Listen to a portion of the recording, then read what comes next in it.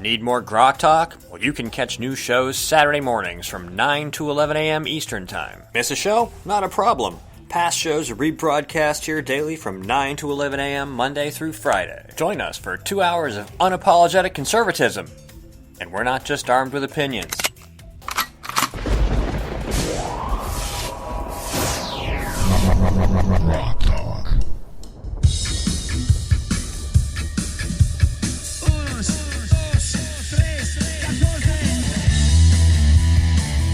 Welcome back to GrokTALK. Was that a little hispandering there, Steve? It was a little hispandering. Or something like that. All right. I have all these phone lines open and all these microphones open, so it's going to make me sound a little echoey. So we're going to do our best to manage that. We have Skip on the phone still. Of course, Mike Rogers, Ed Nail, our guest host for this week. And Jorge Mesa Tejada has joined us. Good morning, Jorge. Good morning, guys. How are you? Good, sir. Good, sir. So I haven't had a chance to go through all the information you sent me, but you've spoken to Ed and you've spoken to Skip. So why don't you preface this, and then I will let them interface with you on this discussion about your situation in Hampstead.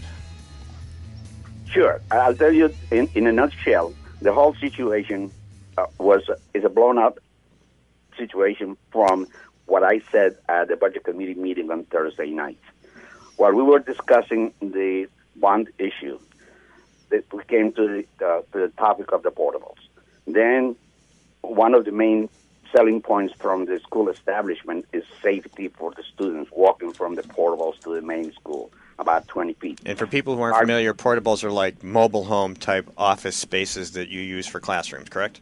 Many schools have them, right? Yes. Right. Okay. And the argument is that any sniper could pick them off the kid as he's walking at 20 feet. I said, well, that's absolutely feasible, but look at it behind the school. You know, if I'm thinking of my Marine Corps training, if I were there, I would just hide in the woods and wait for recess and have a field day. That's what set them off. Mm-hmm. But that is not the reason. Those are the facts. Now, the reason why they blew that up is because they are trying to silence me in the worst way, because I have voted consistently for 3 years against the bond issue in the Budget Committee. It has never been recommended. And they want to silence me because there are other articles in the warrant, namely one that I put in, petition article for $1.2 million to do just the renovations, not $4.5 million one. And another one, which is even worse and threatening to the superintendent, a petition to separate from the SAU. Oh, I'm sure the Earl of Metzler's not happy with that. Exactly, because all the Sandown also filed a separation article against Timberlane. Mm-hmm. So what we have is... that's where we are. We have and I think that's the animus behind the whole thing. The superintendent would like to hang a $4.5 million bond on his chest, wouldn't he? Pass this bond. You should have seen the slick infomercial that they created. They had the weatherman from Channel 9, Josh Judge, who is a Hampstead resident, donated his service and narrated the picture, the voice over. Mm-hmm. It's very slick. And now someone paid for stickers, so everyone's wearing yellow stickers. I don't know what they say because they haven't given me one. But when you see Channel 9, the three mothers there, they are all wearing the yellow stickers. You see the school board wearing the yellow stickers during the official meeting. Is that electioneering?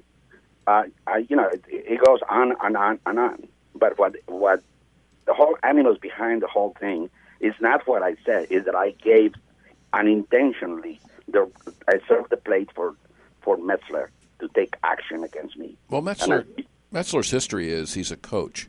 And I think the way he wants to play this is anybody who's at this school is going to be on my team or you're not on the team.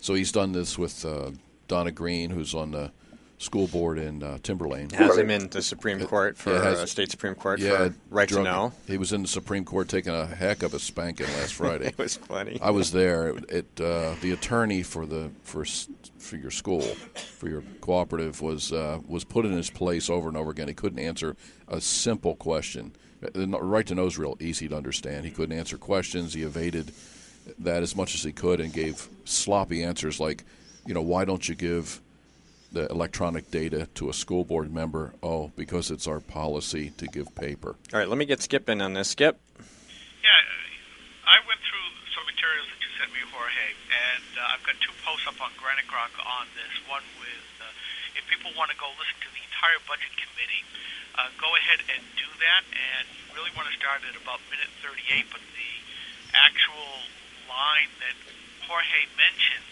from the school board infomercial starts at about minute 46. And you said something that now is starting to make a click. Now I understand why WMUR is committing journalistic malfeasance, where if Josh Galvin is doing the voiceover, well then of course Christine Carosa, who was the reporter responsible for the piece, didn't mention that it's the school board infomercial from where you pulled that out. I listened to the whole thing, and you just went from that line to your line, and nobody on the budget committee said anything. Nobody in attendance in the audience said a thing. It was clear that you were making sport of the school board, and yet WMUR has decided to take sides with the Earl of Metzler. So I'm going to run that down. I have a call into WMUR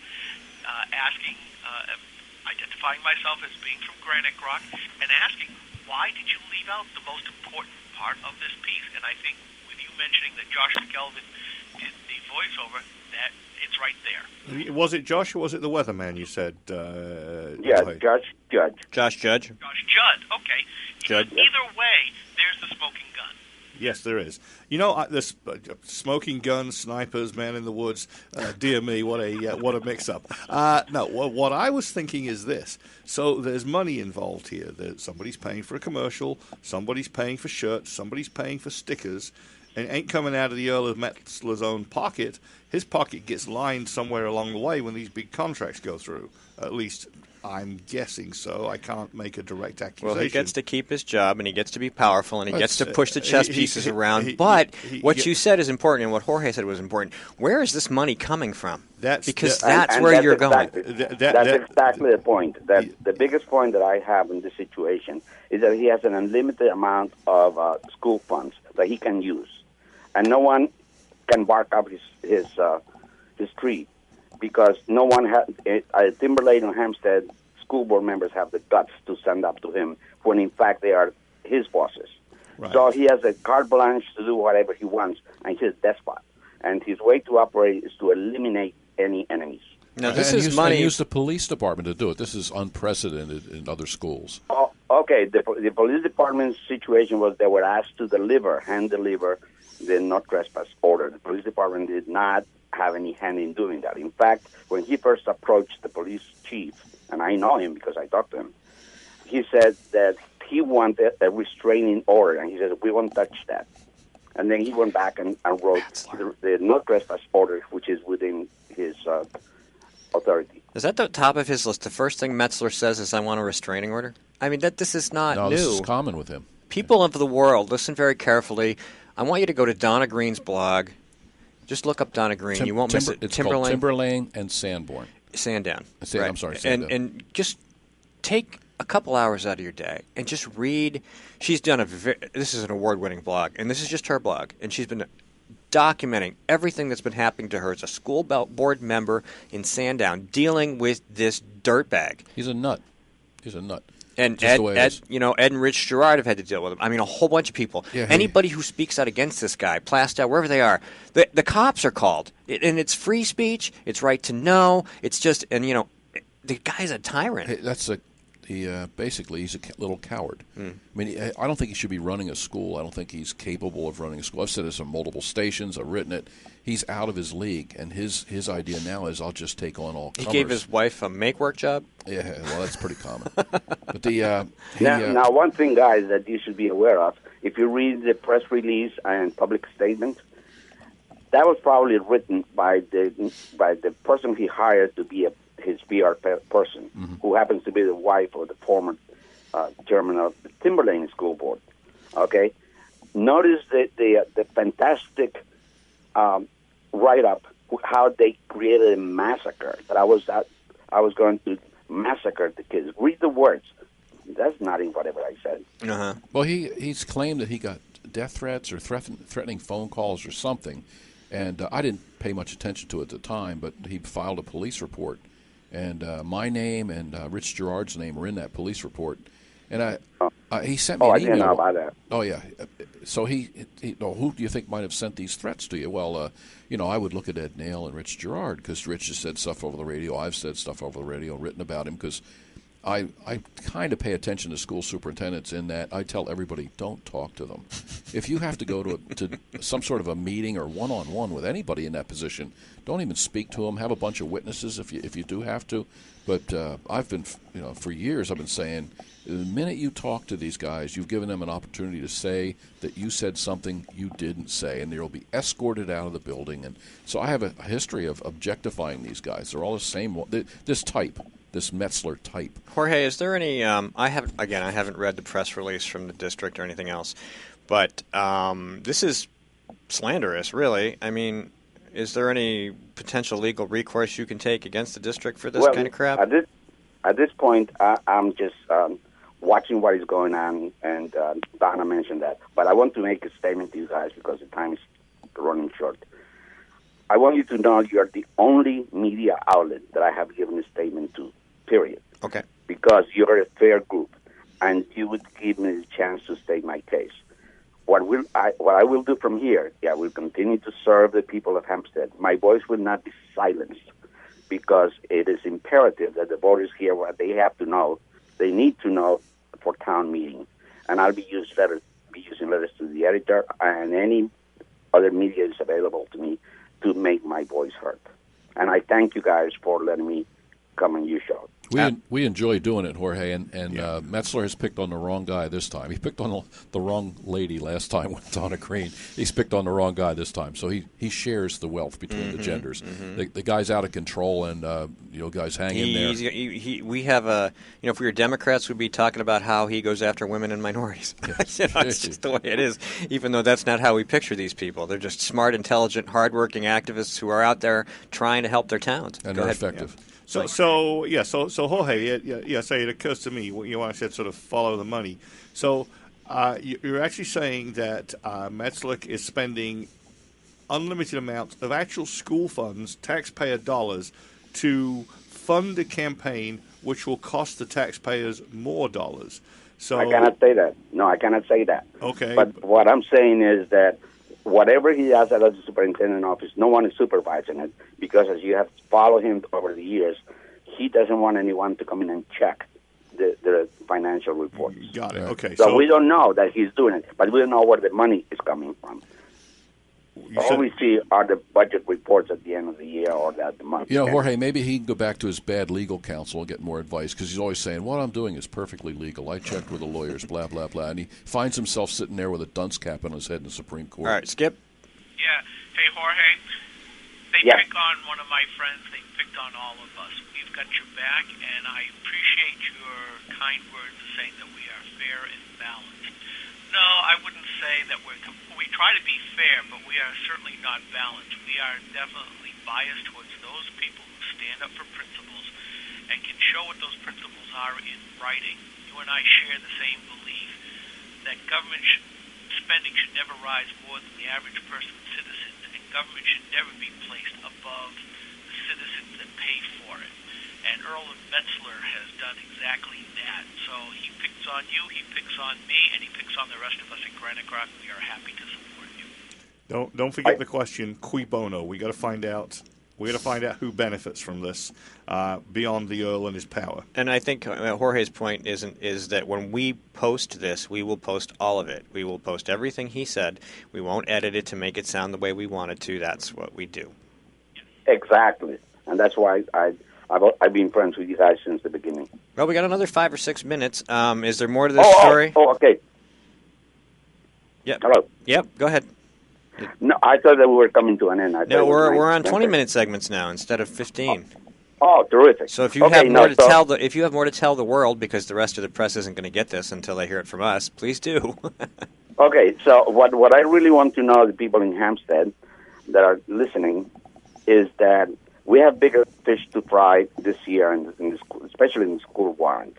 The $4.5 million bond issue should definitely be defeated, because we do not need the new construction. We've been flat for about 4 years, and we'll be flat through the foreseeable 10 years in enrollment. When we got the portables, that was in 1999, we had 250 plus more students in the school than we have now. Therefore, we don't need those portable classrooms. What we need are the renovations. The insulating the 1960 wing walls, change the ventilation system, put a new roof, and yes, install the sprinklers throughout the school and other minor items that we have to do.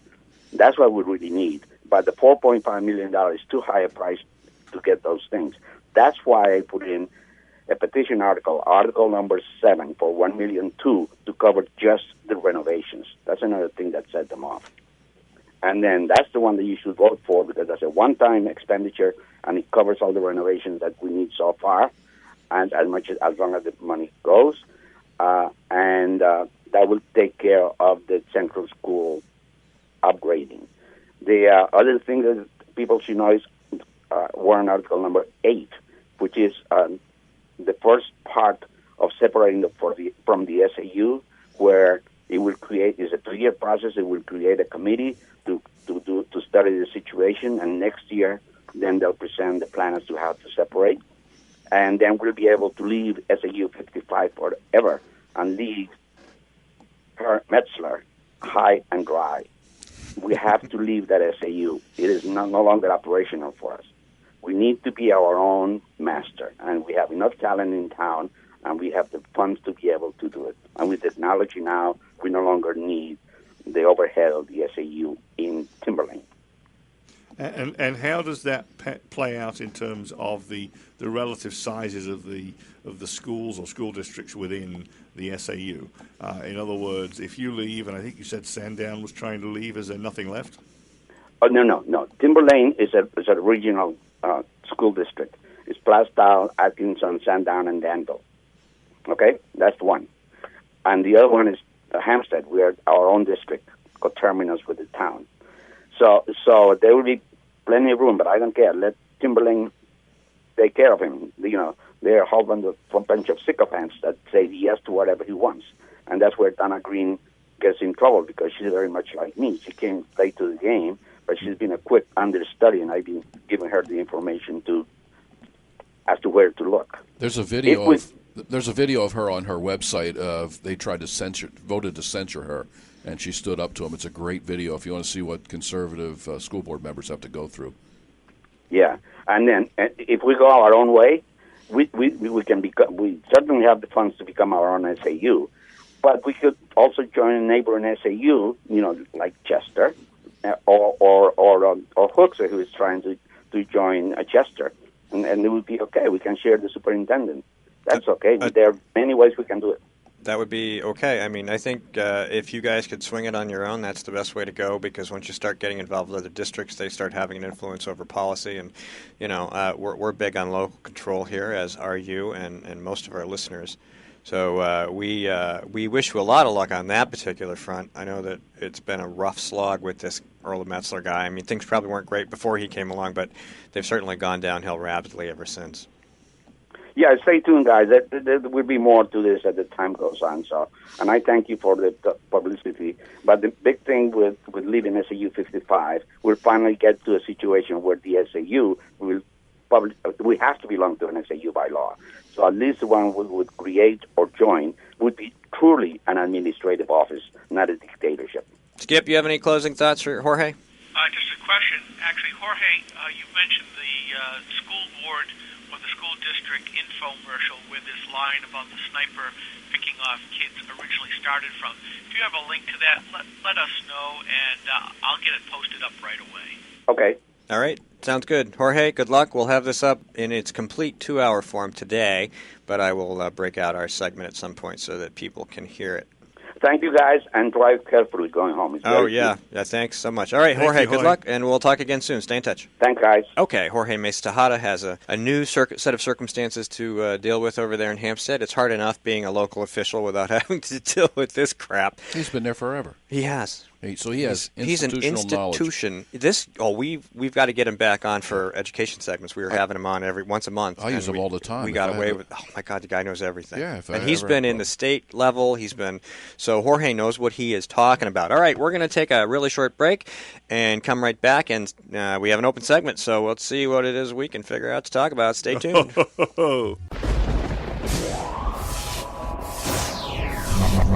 Rock.